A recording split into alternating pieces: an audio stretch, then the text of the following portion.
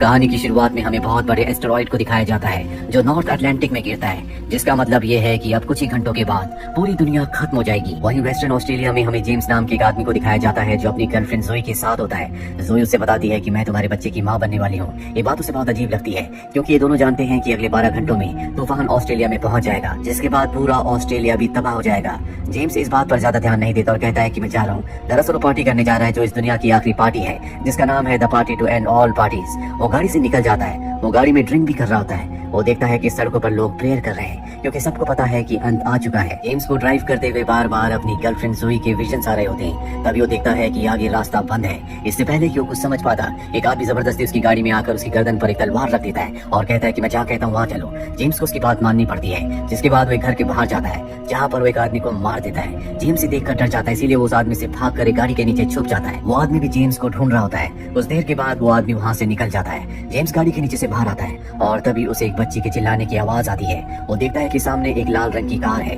जिस कार से दो आदमी एक बच्ची को अपने साथ अपने घर में ले जा रहे हैं। जेम्स को अब कार चाहिए क्योंकि उसे यहाँ से निकलना है, इसीलिए उन लोगों के घर के अंदर जाने के बाद वो कार में बैठ जाता है। वो कार स्टार्ट करने वाला होता है, लेकिन बार बार उसे लड़की के चिल्लाने की आवाज आ रही होती है। जेम्स अपने आप को रोक नहीं पाता, इसीलिए वो घर के अंदर जाता है और एक एक करके उन दोनों को मार देता है। उसके सामने अब वो छोटी बच्ची होती है जिसके साथ वो दोनों जबरदस्ती करने की कोशिश कर रहे थे। जेम्स उसे उठाकर बाहर गाड़ी के पास ले आता और कहता है कि गाड़ी में बैठो, यहाँ से हमें निकलना होगा। पर वो बच्ची जेम्स से भी डर रही होती है और कहती है कि मुझे मेरे डैड के पास छोड़ दो। जेम्स उस बच्ची को विश्वास दिलाता है कि तुम्हें मुझसे डरने की कोई जरूरत नहीं है, तुम मेरे साथ सुरक्षित हो। हमें यहाँ से जल्द निकलना होगा क्योंकि ये जगह सुरक्षित नहीं है। वो बच्ची उसकी गाड़ी में बैठ जाती है, जिसके बाद ये दोनों यहाँ से गाड़ी से निकल जाते हैं। रास्ते में बच्ची कहती है कि मेरा नाम रोज है। मेरे पिता ने हमारा घर जला दिया क्योंकि उसमें हमारी बहुत सारी यादें थी। मेरे पिता नहीं चाहते थे कि कोई भी हमारे घर में आकर रहे। इसके बाद डैड मुझे आंट के घर ले जा रहे थे, लेकिन रास्ते में हमारी गाड़ी का पेट्रोल खत्म हो गया। मेरे डैड पेट्रोल पंप पर गए जहाँ से हम दोनों अलग हो गए।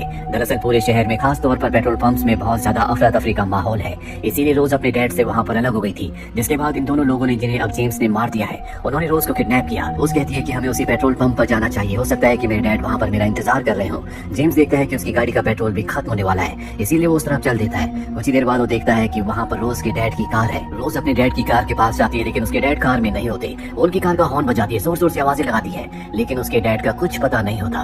जेम्स कहता है कि अगर तुम्हारे डैड आसपास होते तो अब तक वो यहाँ पर आ चुके होते, तुम मेरे साथ चलो। पर रोज कहती है कि तुम मेरी आंट के घर मुझे छोड़ दो, हो सकता है कि मेरे डैड वहाँ पर गए हो। इसके बाद वो जेम्स को अपनी आंट का एड्रेस देती है। जेम्स देखता है कि ये जगह यहाँ से बहुत दूर है, इसीलिए रोज से कहता है कि मैं अपनी बहन के घर जा रहा हूँ, तुम भी मेरे साथ चलो। रोज मना कर देती है, कहती है कि मैंने वादा किया था कि मैं अपनी जिंदगी के आखिरी वक्त में अपने डैड के साथ रहूंगी। जेम्स वहाँ से जाने लगता है। रोज के पास कोई ऑप्शन नहीं है, इसीलिए एक बार फिर से वो गाड़ी में बैठ जाती है और अब वो रोज को अपनी बहन के घर छोड़कर उस आखिरी पार्टी को अटेंड करने के लिए जाना चाहता है। जल्दी वो अपनी बहन के घर पहुंच जाता है और जब वो अंदर जाता है तो देखता है कि उसकी बहन के पूरे परिवार को किसी ने मार दिया है। वो नहीं चाहता कि रोज ये सब कुछ देखे, इसीलिए वो रोज से कहता है कि तुम स्विमिंग पूल में स्विमिंग करने के लिए जाओ। और अब वो डिसाइड करता है कि वो यहाँ से आखिरी पार्टी में जाएगा। वैसे भी इस दुनिया में जितने लोग बचे हैं उनकी जिंदगी के कुछ ही घंटे बाकी रह गए हैं, क्योंकि कुछ ही देर बाद पूरी दुनिया से इंसानियत और हर वो चीज जो सांस लेती है पूरी तरह से खत्म हो जाएगी। वो गराज में जाता है जहाँ से वो अपनी बहन की गाड़ी से अकेला निकलना चाहता है, लेकिन रोज उसे देख लेती है और गाड़ी में बैठ जाती है। जेम्स उसे बताता है कि मैं पार्टी में जा रहा हूँ। वो कहती है कि शायद वहाँ पार्टी में कोई ऐसा इंसान हो जो मेरी आंट को जानता हो। जेम्स उसकी बात मान जाता और ये दोनों के दोनों पार्टी के लिए निकल जाते हैं। रोज रास्ते में देखती है कि जेम्स के हाथ से खून निकल रहा है। वो उसके हाथ पर कपड़ा रख देती है। अभी जेम्स देखता है कि एक पुलिस वाला अपने परिवार को लेकर लाइब्रेरी के अंदर जा रहा है। जेम्स रोज को लेकर लाइब्रेरी के अंदर जाता है और उनसे कहता है कि मैं चाहता हूँ कि इस लड़की को तुम अपने पास रख लो,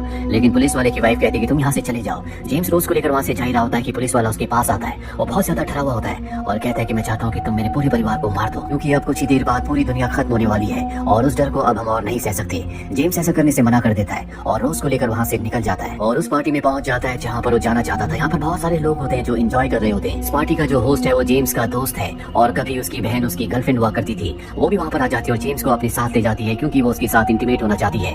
जेम्स रोज से कहता है कि मैं भी कुछ ही देर में आता हूँ और वो उस होस्ट की बहन के साथ अंदर चला जाता है, पर जाकर भी वो उसके साथ इंटीमेट नहीं हो पाता क्योंकि वो अपनी बहन और उसके परिवार की मृत्यु से बहुत ज्यादा डिस्टर्ब होता है। वो अपनी एक्स गर्लफ्रेंड को उसके बारे में बताता है, लेकिन वो सब नहीं सुनना चाहती। जिसके बाद जेम्स को नीचे ले जाती है जहाँ पर एक बंकर है और बताती है कि जब तबाही आएगी, सुनामी आएगी तो हम यहाँ पर छुप जाएंगे। जेम्स कहता है कि इस दुनिया में अब कोई बचने वाला नहीं है, ये तबाही इतनी बड़ी है जिसमें तुम्हें कोई बंकर नहीं बचा सकता। ये सुनकर वो रोने लगती है और कहती है कि मैं मरना नहीं चाहती।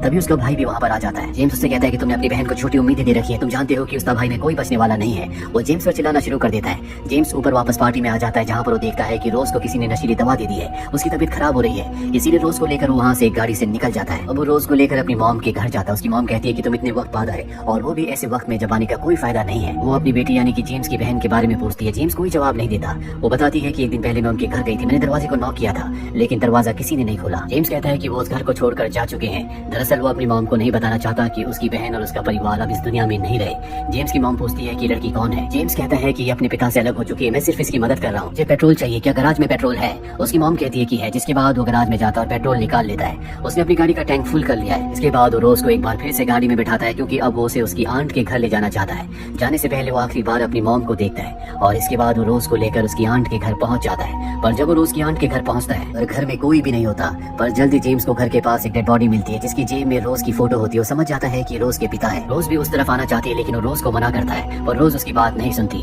रोज देख लेती है कि उसके पिता की मृत्यु हो चुकी है, जिससे उसे बहुत दुख होता है। जेम्स रोज से कहता है कि तुम मेरे साथ चलो, पर रोज मना कर देती है। वो कहती है कि मैं अपने डैड से बहुत प्यार करती हूँ, और अपनी जिंदगी के आखिरी पल में मैं अपने डैड के साथ रहना चाहती हूँ। जेम्स कहता है कि मैं भी डैड बनने वाला हूँ। रोज पूछती है क्या वो पार्टी वाली लड़की प्रेग्नेंट है। वो कहता है कि वो मेरी गर्लफ्रेंड नहीं है। दरअसल वो जो की बात कर रहा होता है, जो कि उसके बच्चे की माँ बनने वाली है। बच्चे की खबर सुनकर वो इसलिए खुश नहीं था, क्योंकि इस वक्त में जब पूरी दुनिया खत्म होने वाली है, ऐसे वक्त में जो ने उससे प्रेग्नेंट होने की बात बताई थी। पर अब रोज के साथ रहकर उसे एहसास हो चुका है कि एक पिता और एक बेटी का बॉन्ड क्या होता है। रोज कहती है कि इस वक्त तुम्हें जो के साथ होना चाहिए था। जेम्स कहता है कि मुझसे कुछ गलतियां हो गई। रोज कहती है कि अब भी वक्त है, जाओ उसके पास जाओ, और इसके बाद वो रोज को अपने गले से लगा लेता है। रोज कहती है कि मैं तुम्हें तब तक जाते हुए देखूंगी जब तक तुम अपने आप ही मेरी आंखों से ओझल नहीं होते। क्या तुम भी मुझे देखोगी? वो कहता है कि हाँ। और अब जेम्स गाड़ी में बैठकर वहाँ से निकल जाता है। रोज उसकी गाड़ी के पीछे भाग रही होती है। जेम्स उसे फ्रंट मिरर में देख रहा होता है। रोज की याद में उसकी आंखें भर आती है, क्योंकि उसे पता है कि कुछ ही देर बाद इस पूरी दुनिया के साथ रोज का भी अंत हो जाएगा, जिसमें वो अपनी बेटी को देखने लगा था।